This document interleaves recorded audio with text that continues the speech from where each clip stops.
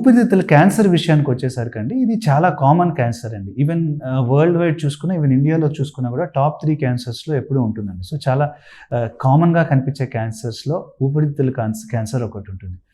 So ఇది మనం early స్టేజెస్లో ఐడెంటిఫై చేయగలిగితే చాలా మంచిది. ఎందుకంటే ఎనీ క్యాన్సర్ ఎర్లీ స్టేజెస్లో ఐడెంటిఫై చేయగలిగితే మనం దాన్ని కంప్లీట్గా సర్జరీ చేసి రిమూవ్ చేయగలుగుతాం. ఒకసారి లేట్ స్టేజ్లో ఐడెంటిఫై చేయగలిగితే మనం ఓన్లీ రోగి తాలూకా లైఫ్ స్పాన్ పెంచగలుగుతామే కానీ కంప్లీట్గా ట్రీట్ చేయలేం. ఎర్లీ స్టేజెస్లో ఎలా ఐడెంటిఫై చేయగలుగుతాం? So first of all risk groups, high risk groups ఎవరున్నారో వాళ్ళని ఐడెంటిఫై చేయాలండి. సో కామన్గా ఎవరిలో ఎక్కువగా లంగ్ క్యాన్సర్స్ వస్తుందంటే again smoking is the most common cause for lung cancer అండి. సో స్మోకర్స్ అంటే జనరల్గా ప్యాక్ ఇయర్స్ అంటాం, అంటే ప్రతి ఒక్క రోజుకి ఒక ప్యాకెట్ సిగరెట్ దగ్గర ఒక సంవత్సరం పాటు తీసుకోగలిగితే దాన్ని ఒక ప్యాక్ ఇయర్ అంటాం. ఇలా కనీసం ఒక 30 ప్యాక్ ఇయర్స్ ఉండే గ్రూప్ని మనం చూసుకుంటే, 30 ప్యాక్ ఇయర్స్ ఉండే వాళ్ళని చూసుకుంటే వాళ్ళు చాలా హై రిస్క్ ఫర్ క్యాన్సర్. చాలా స్టడీస్లో మనకి తెలిసిన విషయం ఏంటంటే కనీసం ఒక 30 ప్యాక్ ఇయర్స్, అదే ఒక రోజుకి 2 ప్యాకెట్లు సిగరెట్ కాల్చితే అది మనం ఒక 15 ఇయర్సే తీసుకుంటాం అనమాట. అట్లీస్ట్ ఆ మాత్రం ఎక్స్పోజర్ విత్ స్మోకింగ్ ఉండాలి. వీళ్ళు చాలా కామన్ కాజ్ ఫర్ స్మోకర్స్. అది మన క్యాన్సర్, లంగ్ క్యాన్సర్ వచ్చే వాళ్ళలో వీళ్ళు చాలా కామన్ గ్రూప్ అండి, హై రిస్క్ గ్రూప్.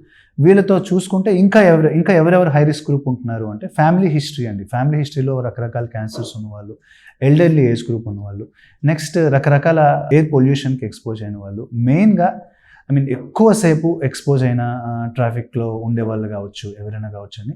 ఎందుకంటే ఇంకా కొన్ని రకాలైన మన కేవ్స్లో పనిచేసే వాళ్ళు అండి.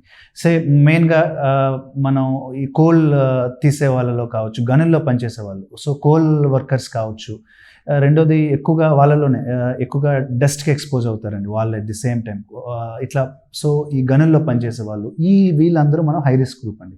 ఈ హై రిస్క్ గ్రూప్లో ఉన్న వాళ్ళకి లక్షణాలు ఏమైనా ఉన్నాయేమో అనేది చూసుకుంటాం. సో లక్షణాల విషయానికి వచ్చేసరికి దగ్గుతో పాటు చెస్ట్ పెయిన్, వీటితో పాటు దగ్గినప్పుడు కొద్దిగా కఫంలో కొద్దిగా బ్లడ్ రావడం, రక్తపు జీరల్లాగా బ్లడ్ పడడం అండి. సో దీంతో పాటు కొంచెం స్టేజ్ కొద్దిగా పెరిగే కొద్దీ ఆయాసం, ఇవన్నీ వస్తూ ఉంటాయండి.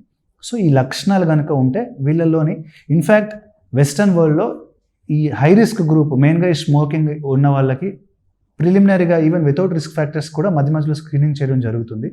మన కంట్రీ విషయానికి వచ్చేసరికి ఈ హై రిస్క్ గ్రూప్లో ఉన్న వాళ్ళకి కావచ్చు ఈ లక్షణాలు ఏమాత్రం వచ్చినా ఎర్లీ స్టేజెస్లోనే మనం ట్రై చేయాలి ఫర్దర్గా ఎవాల్యుయేషన్ చేయడానికి. సో ఎవాల్యుయేషన్ ఏ విధంగా చేస్తాం? సో పరీక్షలు ఏం చేస్తాము అంటే వీళ్ళకి వచ్చేసరికి మొదట చెస్ట్ ఎక్స్రే, లంగ్ ఫంక్షన్ టెస్ట్తో పాటు అవసరాన్ని మేరకు సిటీ స్కాన్ అండి.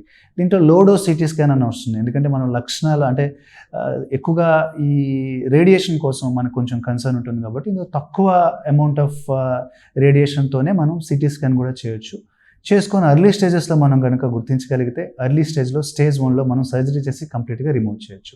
ఒకవేళ స్టేజ్ 1 దాటినాక స్టేజ్ 2 కానీ స్టేజ్ 3 కానీ వెళ్తే కీమోథెరపీ కానీ రేడియోథెరపీ కానీ ఇవ్వాల్సి వస్తుంది. కొంతమందికి 2 కలిపి ఇవ్వాల్సి వస్తుందండి.